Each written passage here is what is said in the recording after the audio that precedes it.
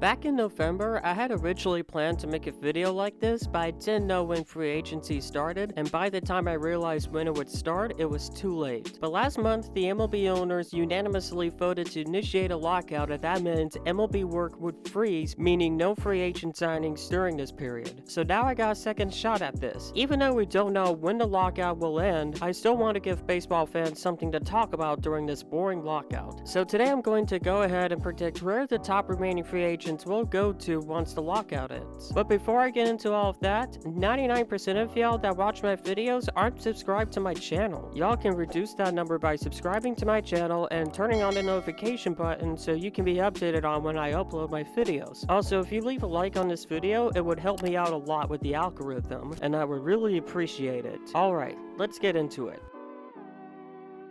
Albert Pujols at one point of his career was one of the most feared hitters in the entire MLB. But Pujols isn't that great anymore, but he can still be of value to a team that needs a veteran presence and someone that can rake against lefties. However, there could be a chance he retires this offseason, but I don't think that's gonna happen. I think Albert Pujols will play one more season, then call it quits. The team he's gonna finish his career with will be the St. Louis Cardinals. The Cardinals aren't in dire need of a player like Pujols since they have Paul Goldschmidt at first base, but there is a strong chance that we will have the universal DH in 2022, and Pujols would be perfect as the Cardinals' designated hitter. Plus, next year is most likely Yadier Molina and Adam Wainwright's last season in MLB, so why not bring Pujols along in the retirement tour? Jonathan Villar is coming off a good season with the New York Mets. He played many positions for them at second base, shortstop, and third base. But unfortunately for him, the Mets found a better utility player this offseason by signing Eduardo Escobar, meaning that Villar's time with the New York Mets was over. But many teams are going to want a guy that can play multiple positions in the infield, steals bases, and has a solid bat. But what team is going to land this kind of player? Well, I think the team that will be lucky to have a player like Jonathan Villar in 2022 will be the Boston Red Sox. The Red Sox do have positions filled at shortstop and third base, but right now second base is occupied by Christian Arroyo and Kike Hernandez. And they did both have pretty good seasons with the Red Sox last year, but they aren't everyday players. Plus, Hernandez is most likely going to spend a lot of time at center field this year. Villar would provide that role of an everyday second baseman, and he wouldn't be expensive at all. Knowing how Shane Boom has spent his money with the Red Sox, he would 100% be up for signing Villar. The former Cy Young Award winner isn't what he used to be, and he's nearing the end of his career, but he still should be a solid rotation piece in 2022. There have been reports that he would rather play for an NL team in 2022, and I think he'll get his wish. The team that will grant him that wish will be the Los Angeles Dodgers. The Dodgers rotation is not looking too strong. Max Scherzer left to sign with the Mets, Dustin May is recovering from Tommy John surgery, the Dodgers did not extend a qualifying offer to Clayton Kershaw, and Trevor Bauer might not play baseball again. They still have Walker Buehler and Julio Urias and did sign Andrew Heaney, but that's about it. There aren't many great options for starting pitching right now, and they could turn back to an old friend to help them out, and I do think Greinke would be willing to go back to a team that he's familiar with. Collin McHugh is coming off the best season of his career, and he is sure to get quite a bit of interest this offseason from teams in need of a bullpen pitcher that can go 2 to 3 innings. Surprisingly though, before the lockout, there wasn't a lot of buzz around his name, but I do believe things will start to heat up for McHugh after the lockout. While I wish my Rays would get him back, I don't think it will happen. I think Collin McHugh will be pitching for the St. Louis Cardinals in 2022. The Cardinals have been looking to add another piece to the bullpen, which is a weak spot for them, and I think the Cardinals will be really to meet McHugh's demands, and I think McHugh would like to be a Cardinal in 2022. I'm hoping I'm wrong on this because I do really like the guy and I would love for him to come back to the Rays, but I just don't think it's gonna happen. Eddie Rosario had himself quite the 2021 season and was a factor in the Atlanta Braves World Series run. And now he's entering 2022 as a free agent and is sure to garner interest from many teams. But I see Eddie Rosario returning to the Atlanta Braves in 2022. I don't think Rosario is going to draw many multi-year contracts that he is desiring, considering he has never been that elite. I do think the Braves really want a piece of their World Series run back in 2022, and I do think Rosario will be willing to sign another one-year contract to prove that stretch with the Braves Braves wasn't a fluke. Now, I know the Braves will have Ronald Acuna returning from his injury, Marcell Ozuna being reinstated, and they do still have Adam Duvall, who they acquired in the middle of the season last year, but I mentioned earlier that there's a great chance there will be a universal DH in 2022, and they could move Marcell Ozuna to designated hitter and have Rosario playing at left field, so I don't think it's crazy to think they'll get Rosario back despite a crowded outfield. Ryan Tepera is coming off a season where he pitched for both the Cubs and White Sox and absolutely dominated for both of them, and proved himself to be a valuable bullpen pitcher. He should appeal to many teams that need a bullpen pitcher. The bullpen needy team that I think will land Ryan Tepera will be the Los Angeles Angels. The Angels have already done everything they can to improve their pitching by signing Noah Syndergaard, Aaron Loup, and Michael Lorenzen, and re-signing Rafael Iglesias to a huge 4-year contract. But I don't think they'll be done yet. Tepera is affordable for the Angels, and I do think they'll give him the contract he wants, and he doesn't really care to be a closer, so I think he'll want to be part of a potentially strong bullpen and help the Angels get into the playoffs. Joc Peterson is once again a free agent, and he may have more interest this time after having himself another outstanding postseason. Joc wants to be an everyday player, and there really isn't a lot of teams that could have him as an everyday player, except for one team. That one team happens to be the Philadelphia Phillies. Phillies need a left fielder and a center fielder, and Joc perfectly fits their need at left field, and the Phillies will 100% meet Joc's demand, and it will eventually lead to both sides getting what they want. Jorge Solaire is another Braves outfielder who's coming off an outstanding postseason and a career revival. But unfortunately for him, the Atlanta Braves do not need Solaire, but plenty of teams are definitely in need of the 2021 World Series MVP. While his glove isn't appealing to many teams, he would be the perfect designated hitter for any team, but only one team will get their power bat designated hitter. That team to get Jorge Solaire in 2022 will be the Texas Rangers. The Rangers have shown that they are looking for a shorter rebuild with the signings of John Gray, Marcus Semien, and Corey Seager, and I don't think they'll be done yet. They have plenty of room for Jorge Solaire, who can give them the power bat they need, and I have a good feeling Jorge Solaire will be intrigued to play on a squad that is looking to win in the long term but needs some help right now on getting started. This is probably the worst time for Michael Conforto to become a free agent, as he is coming off the worst season in his career and there aren't a lot of teams that are going to meet his demands. Now, he could have accepted a qualifying offer from the Mets and stayed with them for one more year to prove 2021 was a fluke, but he didn't do that, and the Mets have already snagged multiple outfielders. But don't worry, he will find a new home. The team that will be giving Michael Conforto a new home in 2022 will be the Miami Marlins. How funny would that be considering what happened last year? Now, I know the Marlins have already signed off Rafael Garcia, but they aren't done yet. There were rumors before the lockout that the Marlins were interested in Michael Conforto, and I think they're willing to give him what he wants and bolster their offense that has had struggles for a while now. And I think Conforto will be intrigued by the potential of this Marlins team and sign with Miami to help them out. Nelson Cruz is 41 years old, and he will turn 42 in the middle of the 2022 season. His age would be a huge turnoff usually in free agency, but he still has some gas left in the tank. And I know his stint with the Rays doesn't exactly help that case, but a bunch of NL teams don't care about that, especially with the universal DH most likely coming soon. I do believe Nelson Cruz will be on an NL team in 2022. That NL team will be the Milwaukee Brewers. The Brewers offense has struggled in the last couple of years, but they are doing everything they can to fix that. They fired hitting coach Andy Haynes and traded Jackie Bradley Jr. to the Red Sox for Hunter Renfroe, who has some pop. But I don't think they'll be done yet. They do need another power bat on their team, and Nelson Cruz fits that criteria. Plus, he can be a mentor to the young players on the team like Willie Adames and Luis Urias. And I think Cruz will be willing to make his return to Milwaukee and try to help them make it to the World Series. Carlos Rodon is coming off the best season of his career, and for a while he was the frontrunner for the AL Cy Young Award. Unfortunately for him, injuries derailed his chances of winning the Cy Young Award, and that has teams worried. He has always had injury problems, and it just continued for him last year. In fact, the White Sox didn't give him a qualifying offer because of how much money he would be earning and how risky it would be. He could just sign another one-year deal and prove he's worth the money, but there have been reports of him wanting a multi-year contract, and that's not going to make things easier for him in the free agent market, but I do think one team will give him what he wants. That team to fulfill his wishes will be the Seattle Mariners. The Mariners have already signed Cy Young Award winner Robbie Ray this offseason, but that doesn't mean they'll stop spending. They have plenty of room to make multiple big signings, and I think they'll be the only team willing to give him what he wants. I really like the chances of Rodon being a Mariner in 2022.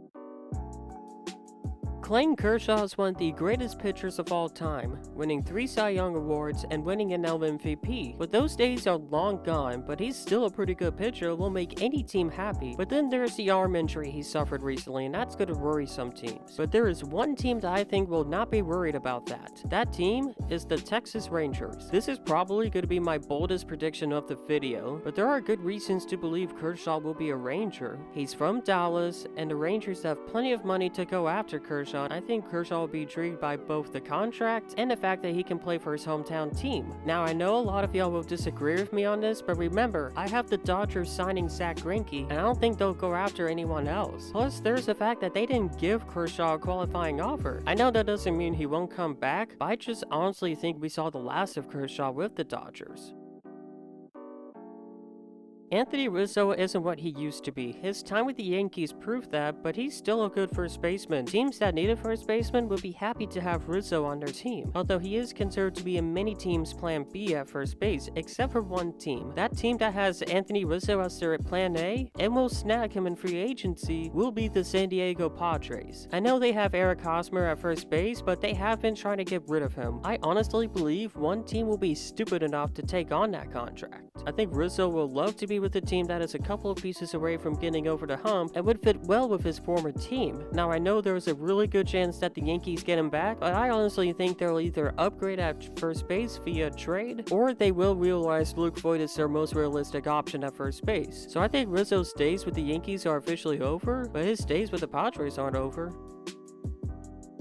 Kenley Jansen is one of the best closers of his generation, and he still is one of the best closers in the MLB, and a lot of bullpen-needy teams would love to have Jansen on their team. There is one team that was linked to Kenley Jansen before the lockout. I think that team will still get him once the lockout ends. That team is the Miami Marlins. The Marlins bullpen has been bad for them for the last couple of years, and it looks like they will be pushing hard for Jansen to be a Marlin, and I think they will meet his demands and succeed. But I know people will say they can't imagine Jansen plays for anyone else, but there have been reports that the chances of Jansen coming back to the Dodgers are pretty low. With that report and the fact that the Marlins have a heavy interest in him, I'm pretty confident that Jansen will be a Marlin in 2022. Seiya Suzuki was a huge name coming out of the NPB, and many MLB teams have an interest in him. It was reported that 3 AL East teams are the most aggressive in pursuing Suzuki. Those teams are the Red Sox, Yankees, and Blue Jays. I think one of the 3 AL East teams will be able to snag him. That AL East team will be the Boston Red Sox. The Red Sox have a need at right field now that Hunter Renfroe is gone, and Suzuki can play right field and would fit perfectly there for the Red Sox. I know he's a little pricey for Shane Bloom, but considering there isn't a lot of great options out there, I think Bloom will be willing to meet Suzuki's demands, and Suzuki would gladly join the Red Sox.